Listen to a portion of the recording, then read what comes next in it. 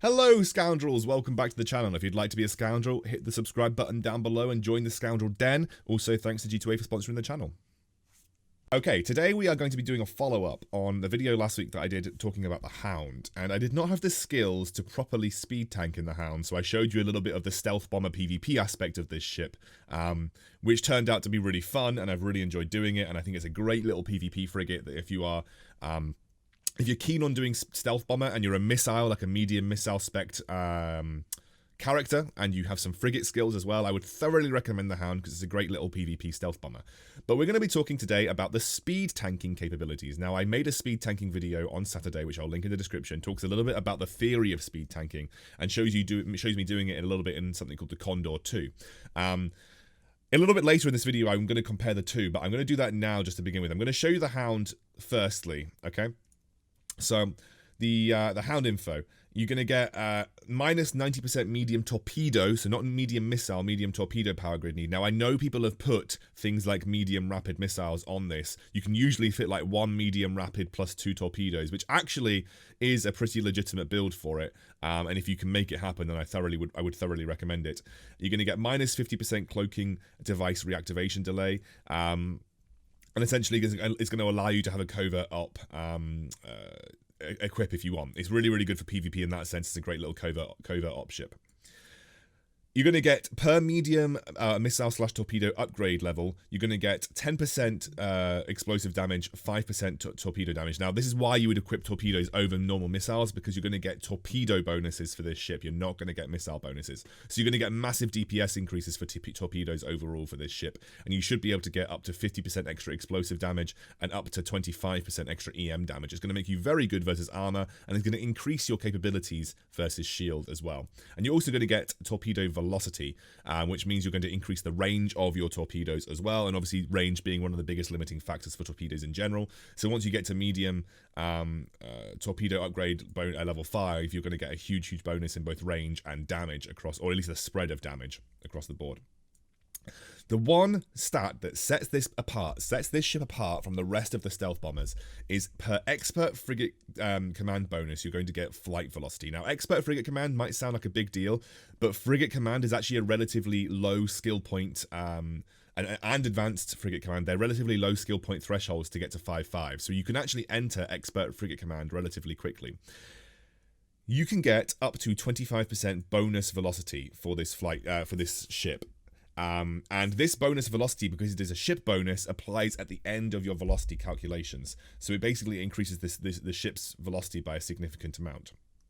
And it can get up to 25% extra. This is the only stat that makes this ship relevant to be a speed tank. It's got a base velocity of 366. And if you have a look at the base signature radius, it's got a very low signature radius. This is actually lower than the Condor 2. This is one of the lowest signature radiuses that you can get at 25.4. So it's got a very low signature radius, and that's because when you go into bombard mode, your signature radius gets blown up by a huge amount, so it's got to be lower to begin with. So it's got a very good set of, I would say, stats to be a speed tank. And that makes this an incredibly good option as a speed tank, mainly because you have that ability to fight upwards with torpedoes. One of the biggest limiting factors for the majority of speed tanks is they can only equip light weapons, which means that, or small weapons. So that means that when they're trying to fight against like battle cruisers and battleships, it takes a long time. But with medium torpedoes, especially with the DPS bonuses that you end up getting, it's a really big bonus to your ability to fight upwards as a ship. So let's have a look at the skills that I've got. Okay, expert frigate command and advanced frigate command. But expert frigate command is the absolute core necessity here, because that's going to get you the velocity needed. I'm actually going up to expert frigate command 4, just because I really love the frigate playstyle, and I thought, well, I might as well commit to it now.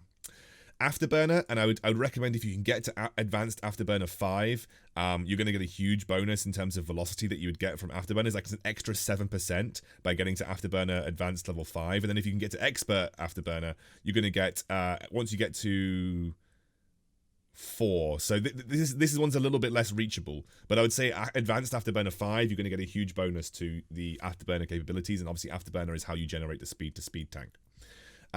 Shield operation, it's kind of like, it's okay, but it depends if you're running a shield booster or a shield extender. Doesn't matter a huge amount, though, in my personal opinion. Frigate defense upgrade, honestly, it's good, but don't get me wrong, you're not taking that much damage anyway. So frigate defense upgrade actually isn't the most important thing in the world. It'll give you a little bit of an edge, taking some more damage, but it's not the most important thing when you're trying to speed tank. Frigate engineering, however, is a pretty big deal. If you can increase the power grid and also reduce the capacitor strain, you can actually usually use a lot of your fittings without ever going beyond cap stable. So that's a really, really good thing to have.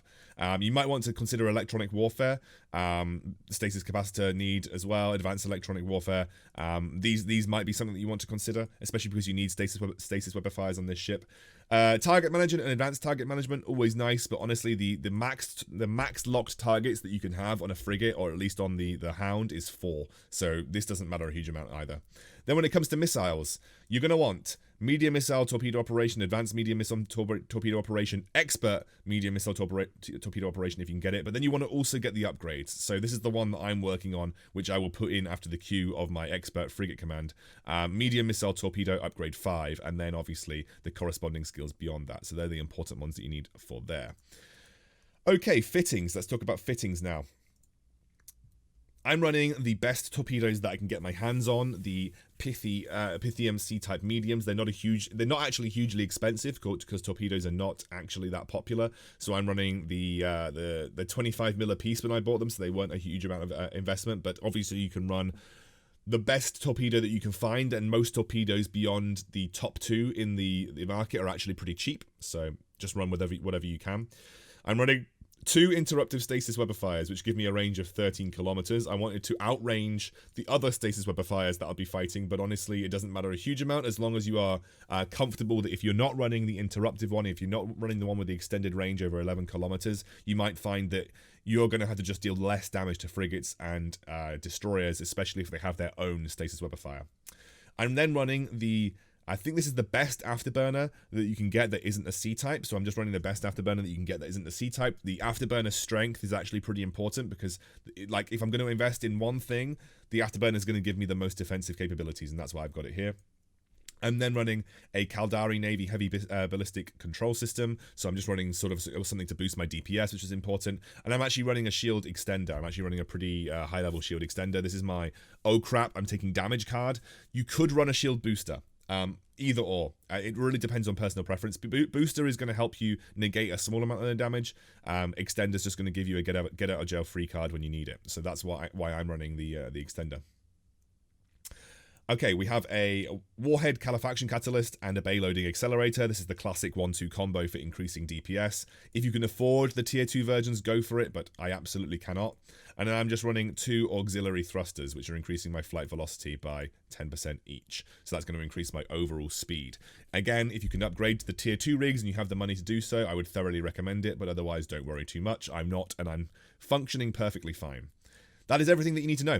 Let's jump into a little example of me doing some speed tanking with this ship in a Tier 7 storyline mission. So I'm going to quickly do a little test before we jump into the Tier 7 mission. I just want to see how fast I'm going. So I'm going 682 without afterburner. With afterburner, we are going very fast. With afterburner, we are going about 1,450, which is really good for a frigate with medium missiles. Like, that's a really good orbiting speed. So that's with the skills that I've currently got, which I've talked about already. So let's go to missions. We're doing an AI Awakening, which is a Tier 7. So let's see how we get on. I'm going to stack all of these. Cool. We have the afterburner, which is the most important thing. Got that above that. Cool, so we're going to have to web the small things. We're going to have to make sure that we are orbiting outside of web range. Hopefully there is no web range. So we want to orbit the Myrmidon pretty close. And then we want to kill the small things first. Okay, so kill that. We're going to web it as well. We're just going to pop our... Okay, so this will go down relatively quickly, I'd say. Yeah. We're going to jump onto the destroyer after this. Oh, that's not the one. I wanted to pop this. That's a little shield. It's just running a little shield extender. Probably should be running a shield booster instead, but we're just going to run the shield extender for the time being.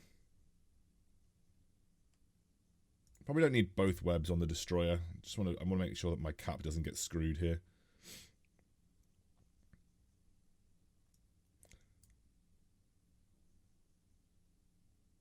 Am I auto-orbiting? I feel like I might be auto-orbiting my target.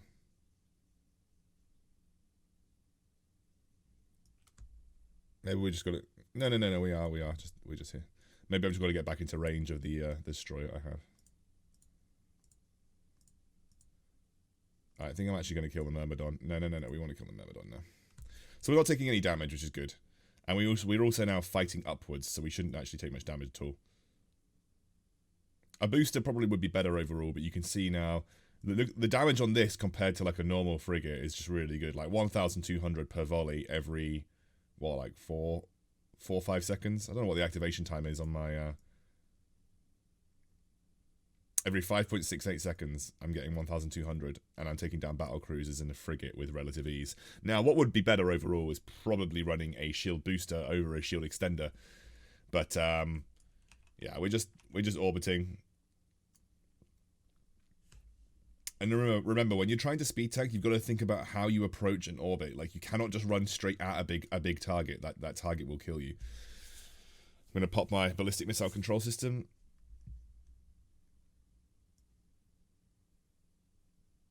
We're actually doing some good damage. I may have to pop a web versus a cruiser.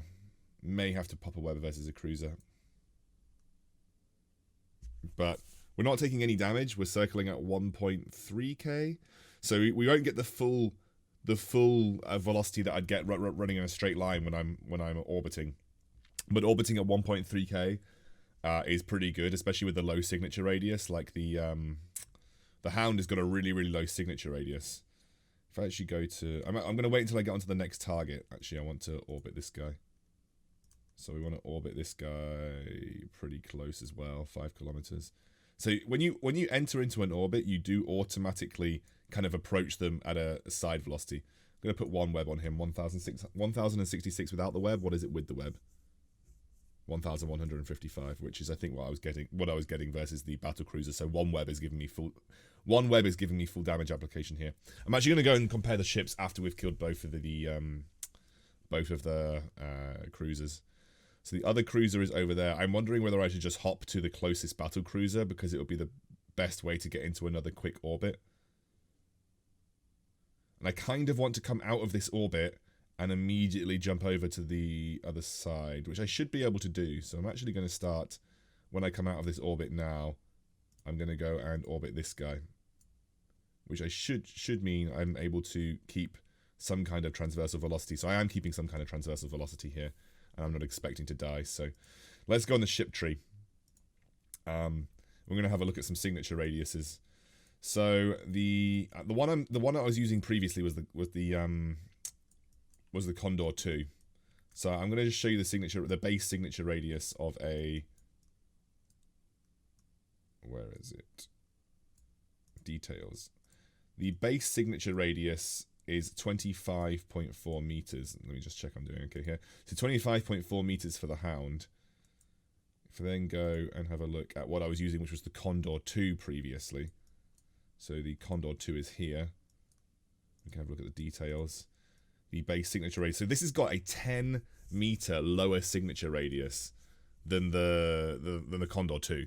So even if we go slower, our signature radius is lower, and therefore, you know, we're not traveling as fast as we would be doing in the Condor 2, but the low signature radius is making us harder to hit regardless.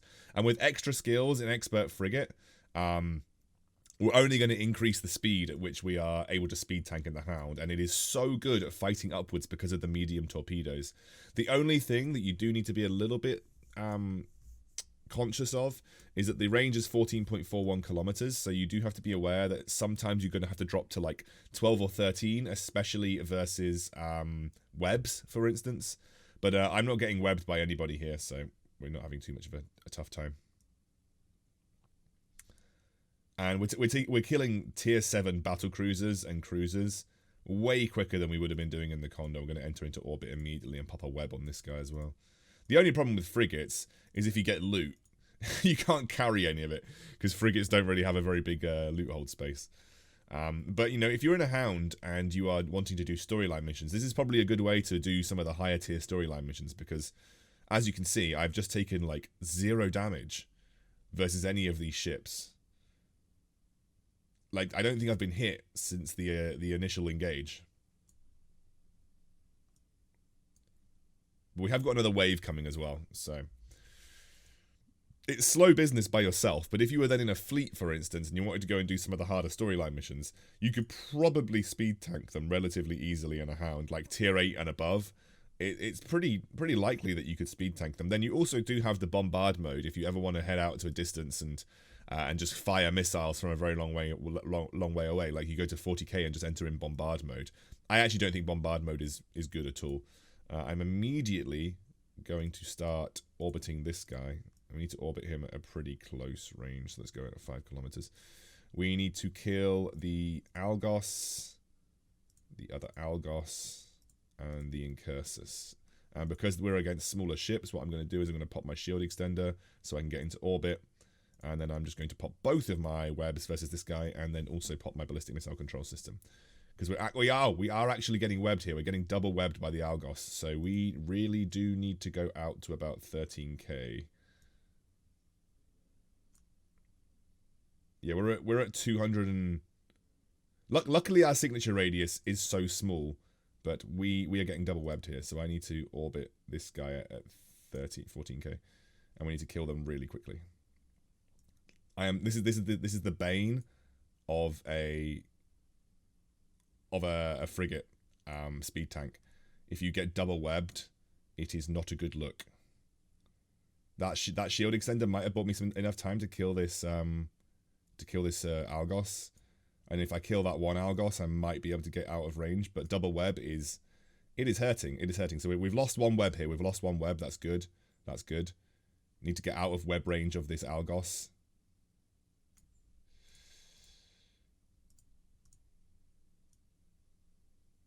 Okay, we're out. I think we're out of web range of the Algos. We should be out of web range of the Algos. Okay, so this Algos was webbing me about like. Yeah, we're fine now. We're fine. We need to get into range to hit him, but we're now out of web range. I'm gonna pop the shield extender again, buy myself some more time. Web range is 11k. It was just stuck on me, even though I was kind of getting out of it. So I am technically out of web range right now. Also, I'm out of being web range to him, but that doesn't matter too much. And I'm going to orbit this guy at a close. So you do have to be very, very, very, very conscious of of the potential for webs here. So we should now be able to just chill and no. I don't want to approach. Approach is how you die. Approach is how you die, guys. You want to orbit. I was a little bit sticky, but luckily, very luckily, even when I was slowed down to a crawl by a double web, my signature radius was still so small that I managed to survive. And that's also where the shield extender comes in useful. It can buy a bit of time for you. Thinking who's the closest here? Drone Celestis Covert Ops? Yeah. What I'm going to do is I'm going to slingshot off this Myrmidon straight onto the Celestis Covert Ops.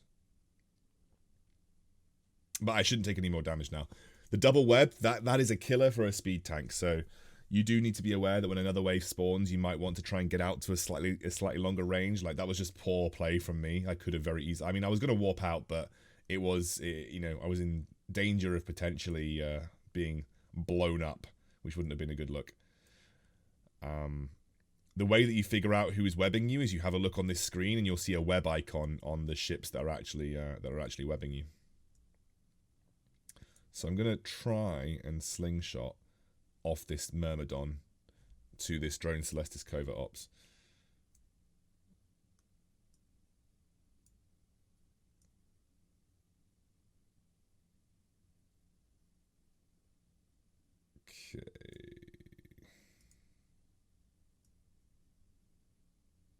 Okay, Okay, we've slingshot off, and now we're gonna kill him. Gonna pop one web of fire. Why have I just started orbiting completely the other way? Luckily my inertia in a frigate is high, but I did just start randomly orbiting the other way, which I thought I was gonna slingshot and do the orbit round this way, but it just seems to prioritize orbiting. What would you call this? Counterclockwise? Does it just orbit everything counterclockwise? I guess you could look at it this way and it's clockwise, right? Maybe just... How would you even define the direction with which it orbits? Because it's not clockwise or counterclockwise, because it just depends on the perspective that you're looking at it. I'm gonna orbit this guy. Obviously, the closer that you orbit, the more angular velocity that you have, and the harder it is for turrets to track and hit you. And these guys, I think, are using rifled railguns, so there's no way they're hitting me. And I haven't been hit since those Weber fires went down, so you just have to... Like, Weber fires are a speed tank's worst nightmare.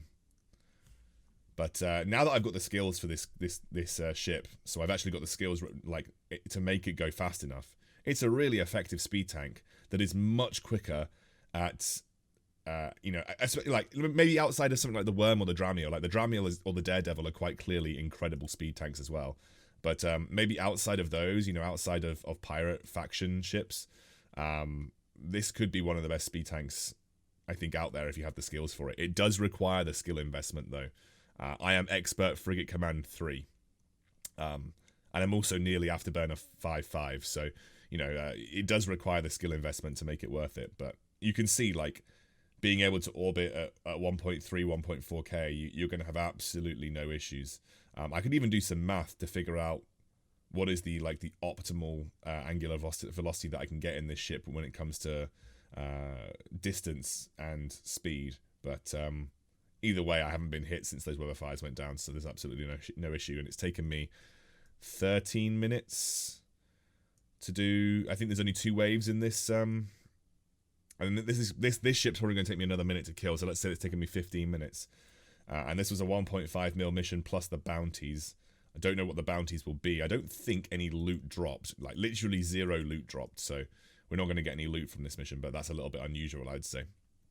But with the 1.5 mil that I get for the mission, plus the bounties, plus loot that you would have got, it's a really like decent. It's a really decent ISK farming technique. You know, using a ship that is just very strong in a speed tank scenario. I could probably be closer than this. I mean, 5k sounds like a pretty solid distance to be at. But obviously, you just need to be aware that you need to drop out to 13 or 14k if you're getting webbed. Most webs are 11k, so you need to make sure you're out of the 11k range. Otherwise, you're going to get webbed.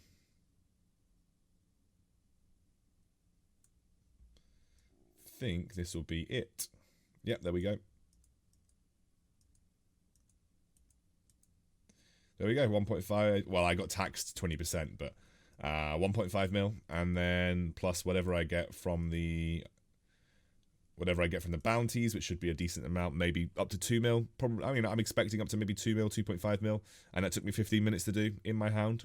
Pretty good. Well, I hope that's helped you guys, and I hope you consider the Hound if you have the right skills for it. It's a really good little ship, great versatility in terms of both PvP and PvE options, and I've really loved flying it. It's actually going to be my go-to ship for doing missions with my crew, because we need a tank, and it looks like speed tanking in high-tier missions is just likely going to be the best option, so that's why I'm going to be running my Hound and hopefully making it work. Cheers.